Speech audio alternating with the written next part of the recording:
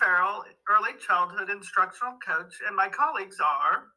Hi, I'm Kristen Hager, early childhood instructional coach. I'm Jennifer Albright. I am an early childhood resource teacher. I'm Leah Wilson. I'm an early childhood instructional coach.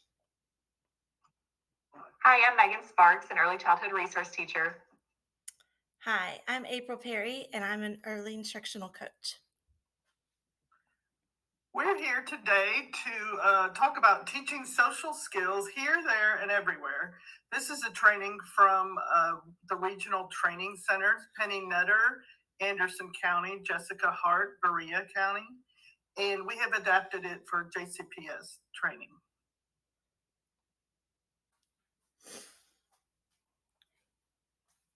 So these resources will help us with the transitioning and to hybrid and classroom models. Sometimes we're lost, confused, and bewildered, and we don't know where we're teaching. Are we teaching in the living room, in our bedroom? Wherever it is, we can find quiet. And we were surprised to go with hybrid model for early childhood, but this is really good for us so that we can do social distancing and really support our kids with social emotional supports.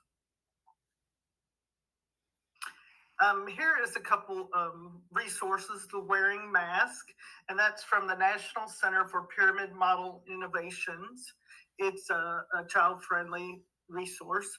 And here are some greetings for social distancing, and I'm sure you and your students can come up with some other ones that they would like to. Another resource is the challengingbehaviors.com. And here is rebuilding your pyramid. Sometimes you need to reconnect with your students. Be sure to use visuals with your schedules because that helps the child know what's coming next. They know what to expect.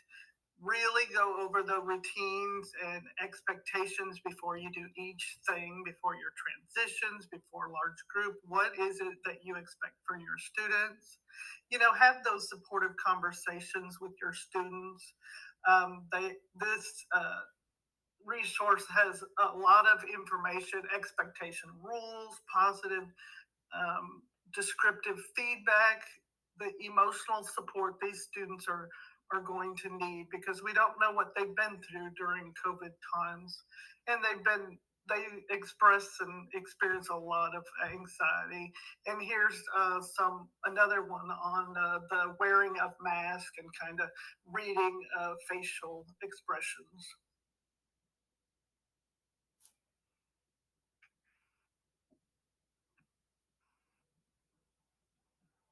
To kind of piggyback on what Jan was just mentioning about reconnecting with your students, it also might be a nice idea to maybe share a quiz to learn more about your students. Now that we're embarking on this new adventure, whether you're going to still be teaching virtually or you're going to be in person with the hybrid model, you're probably more than likely going to end up with students that you haven't had the school year. So there's going to be new caregivers to meet, new students to meet, more things that your parents might want you to know about their child.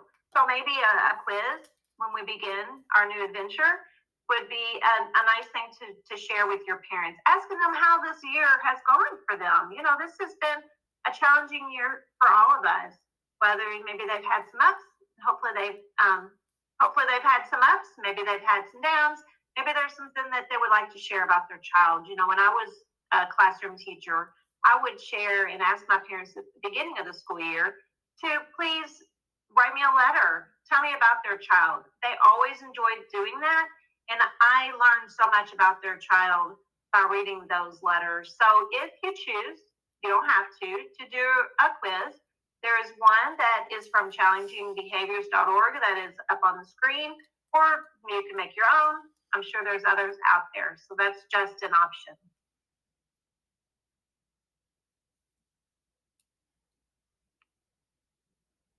Another resource that there is Second Step.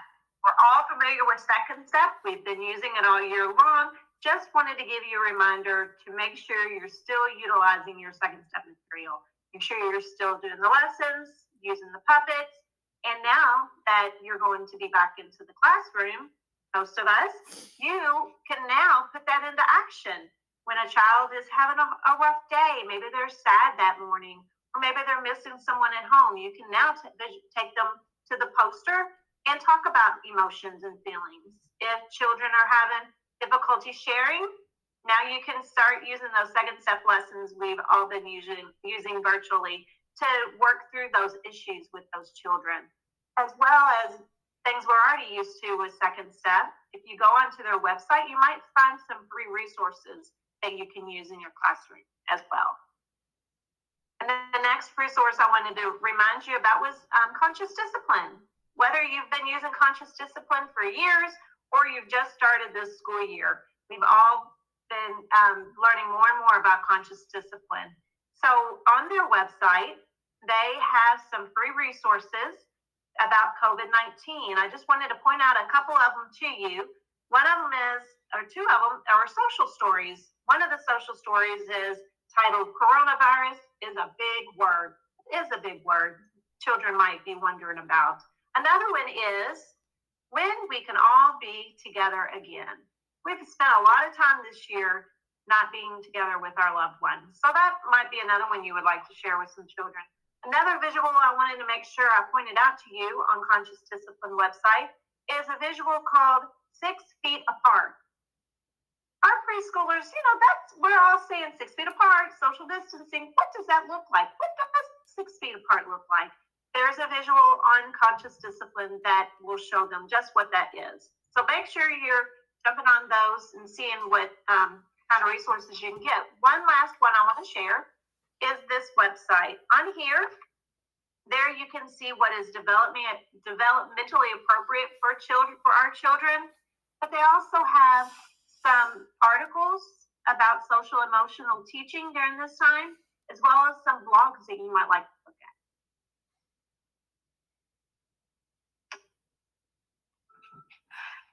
at. In your classroom, you will have students that have varied needs.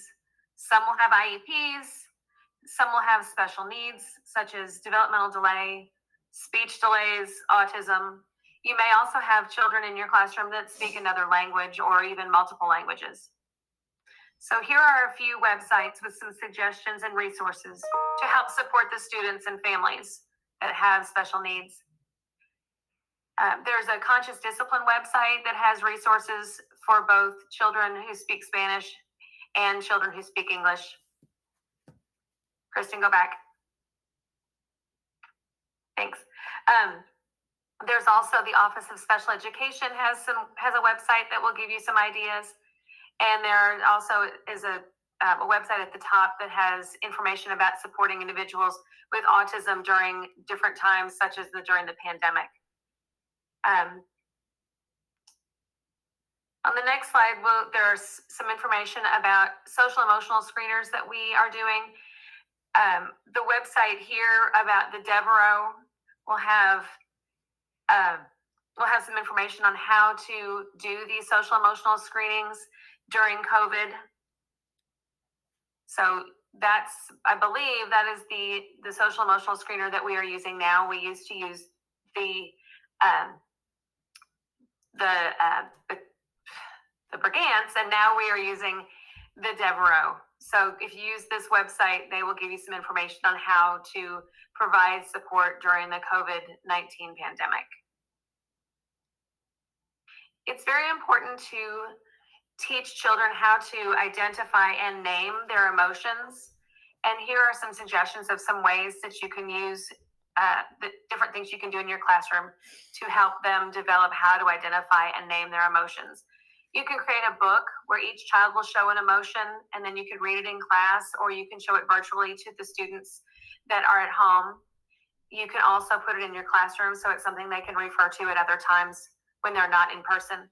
You can create a display with every child showing a different emotion. It helps to have the students represented in the displays in your classroom. You can have them show emotions around the room. You can have different children show what a happy face looks like, what a scared face looks like. etc. You can have a video from your virtual students or your students that are just on their home day hybrid program times, that they can show different emotions to the students in their classroom who are at home and those who are currently in the classroom. You can provide children at home a set of materials to use when they are at home so that they have those resources even when they're in the hybrid times.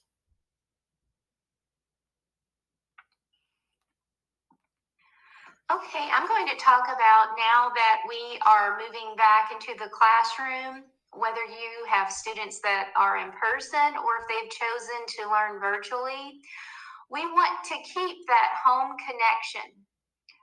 One of the best things that's come of all of this is that we've made good home connections, or we're finding ways to make better home connections than we have in the past. So we want to keep that going. Here's an article called "The Key: Calm Yourself to Help Children Get into an Executive State." We know that we have to get ourselves to a certain spot in order to help students get there.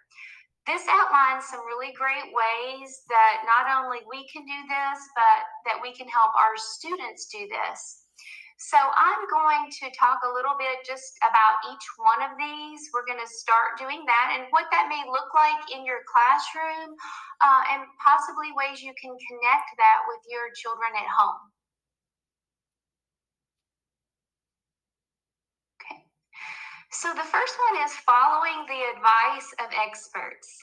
So just making sure that we are being that example, make sure that we are keeping a social distance, that we are washing our hands, we're wearing our masks, these type of things, and talking to our students about this, what it looks like, and how we do that in our classroom, and how we need to continue to do some of these at home as well. YouTube has a lot of different clips. There are some really great ones that show what does this look like and how can I make this happen for you as a teacher, but also for you to show your students as well. This slide goes along with what we mentioned earlier about emotions. So just making sure that we notice and label our emotions. Children are hearing a lot about how other people are feeling right now. They may be hearing more than they should about how people are feeling. So we want to make sure that we understand the importance of teaching what an emotion is, what it looks like, and how to express that appropriately. But we need to make sure that we take time also to ask them, how do you really feel about this? There's a good chance that that's not happening at home.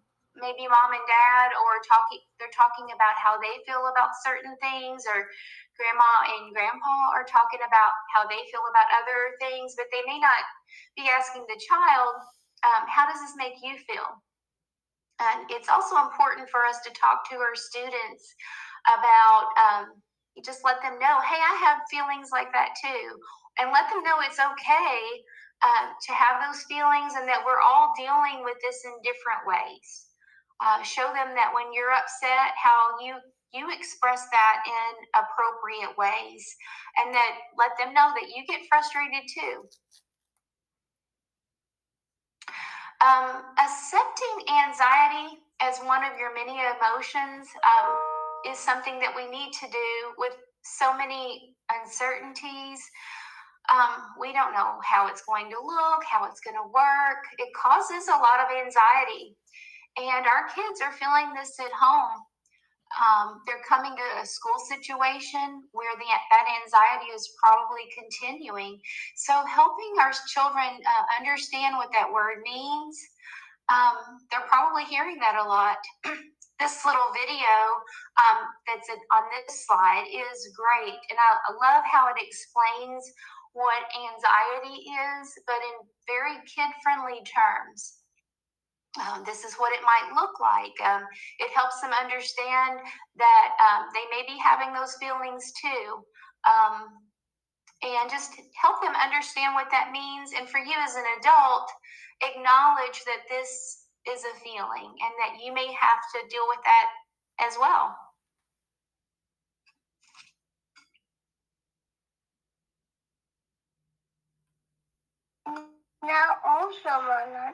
Here are some ideas for maintaining our perspective and focusing on the positive. Utilizing a kindness tree, for example, can offer opportunities for children to see how their kindness is making a difference. Remember to use positive feedback, 5 positives to 1 negative. Be specific, not just generic praise such as good job. Use a child's name. Think about how you feel when someone remembers your name.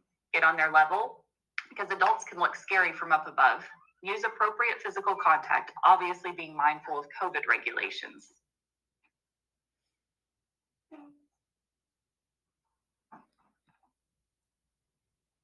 Remain in the moment and practice mindfulness during interactions.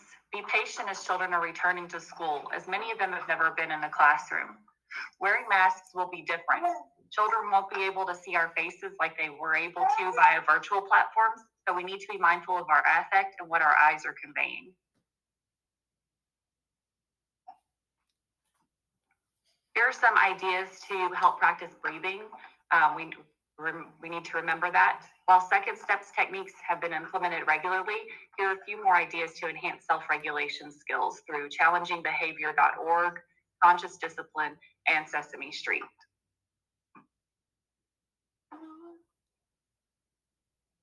Here are some additional resources from Sesame Street to help children understand healthy habits such as washing hands and wearing masks.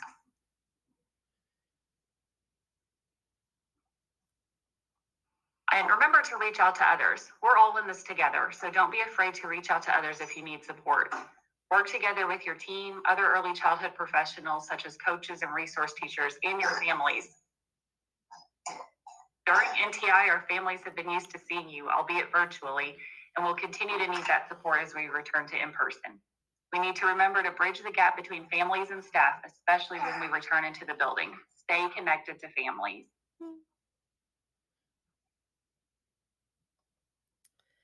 Gratitude. We must become more mindful of being grateful each and every day. It's really easy for us to get into the mindset of what's wrong, but we really need to focus on what we're thankful for. We could do this by creating a thankful wall and talking about what we want to accomplish each day. We are modeling an attitude of gratitude and looking at all we have instead of what we are missing out on during this difficult time. Something super fun to do with your class too is each day take a moment at the end of the day to reflect. What are we thankful for today? What went really well? Students then go home each day with the feeling of accomplishment about what the day brought. Another wonderful thing is a We Care box. These could be done in the classroom to help care for the families at school, or they could be sent home and done virtually. Things to include in this would be blank cards, get well cards, band-aids, things just to say, hey, I'm thinking of you and I'm wishing you well. Being active. Many families during this time have been stuck at home, and unfortunately, they're not as active as they were before. Many are sitting with their computers and on tablets, and we're not moving as much as we once were before. Giving students many opportunities during the day, especially in person, to be as active as possible in your classroom. There are some great resources here through Conscious Discipline and Challenging Behavior that has recommendations for fun and creative ways that students can get active at their home. These are all being very mindful of keeping social distance as well. Balance. It is very important as we go back into the classroom, you as a parent, teacher, mom, dad, or a caregiver, you must be very cognizant of keeping balance in your life. Self-care is completely relevant at this time. There's a reason they remind you when you get on an airplane to put your mask on first. We are not suitable for anyone else if we're not taking care of ourselves. Make sure you're looking out and making sure that your life is balanced. There's some great resources at resilienteducator.com to help teachers be more mindful of this. So, As we know, life is a balancing act, and Dr. Seuss reminds us of that. So be sure when you step, step with care and great tact. And remember that life's a balancing act and to keep your work and your home life in balance. As we remember to go back, that we are doing great things and you are so important to all your students, and that your caring and your mindfulness will make the difference in their life. Unless someone like you cares a whole awful lot, nothing is going to get better. It's not.